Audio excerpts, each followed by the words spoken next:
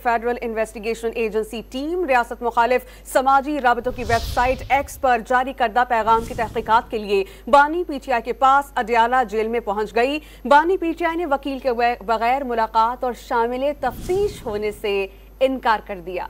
तर्जुमान PTI Rauf Hasan ने दावा किया है कि बानी पीटीआई को इस ट्वीट का इल्म नहीं।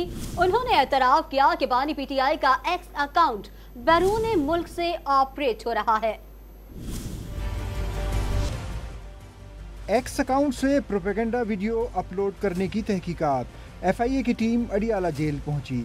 ज़राए के मुताबिक बानी पीटीआई ने एफआईए की टीम से मुलाकात से मना करते हुए शामिल तफ्तीश होने और किसी भी सवाल का जवाब देने से इनकार कर दिया। साबिक वज़ीर आज़म ने मौक़िफ़ अपनाया कि वो किसी भी सवाल का जवाब वुकला की मौजूदगी में ही देंगे। एफआईए टीम ने बानी पीटीआई का मौक़िफ़ तहरीरी तौर पर हासिल कर लिया। दूसरी जानिब तर्जुमान पीटीआई रऊफ हसन ने दावा किया कि बानी पीटीआई ने वीडियो से लाताल्लुकी का इजहार किया है।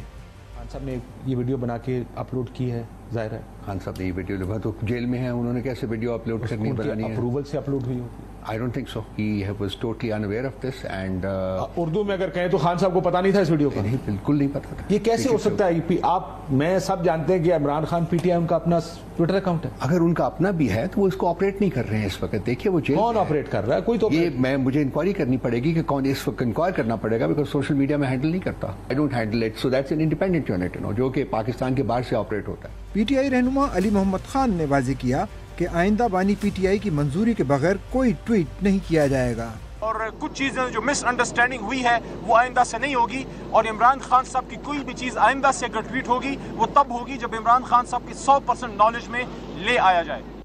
26 मई को बानी पीटीआई के ऑफिशियल एक्स हैंडल से शेख मुजीबुर रहमान के नाम पर एक वीडियो ट्वीट की गई थी।